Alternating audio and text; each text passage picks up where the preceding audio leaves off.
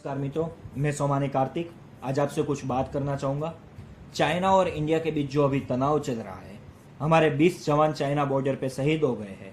ये सब बात सुनकर कोई भी इंडियन ऐसा नहीं होगा जिसका खून ना खोलता हो। हम सब जानते हैं कि इंडियन कितने भी हिस्सों में बटे हुए हो, मगर जब देश की बात आती है, आर्मी की बात आ जाती है, तब पूरा देश इकट्ठा एक होकर उनके साथ खड़ा होता है।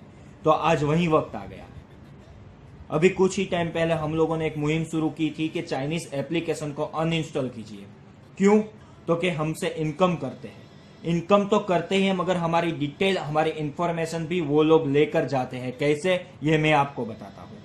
चाइनीज के पास एक ऐसा लॉ है जो बताता है कि जो कोई भी चाइना की कंपनी जो चाइना के अंडर वर्क करती है, उसके पास चाइनीज गवर्नमेंट जब भी कोई भी डिटेल किसी भी पर्सन की या किसी भी चीज की मांगेगे जो उसके पास है, तो उनको देनी पड़ेगी। इस पर आप जो परमिशन देते हैं, उनको आपकी डिटेल चाहिए तो वो डिटेल मिल जाएगी, कोई दिक्कत की बात नहीं है। इनकम तो कर ही रहे हैं, ये भी कर रहे हैं, हमारी डिटेल भी जा रही है और हमारे पैसे से हमारी आर्मी को मार रहे हैं। कैसे? तो कि हमारे मार्केट में 60% हिस्सा चाइना वालों का है, जिससे वो उनकी टोटल जीडीपी का 4 से 5% है।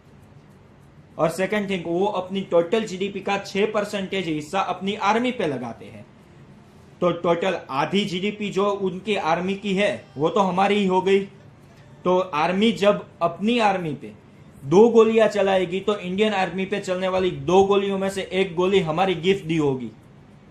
तो आज से चलो प्रण लेते हैं कि जब भी बाहर चाहे कोई भी चीज खरीदने के लिए जाए, जरूर देखेंगे मेड इन इंडिया हो या ना हो।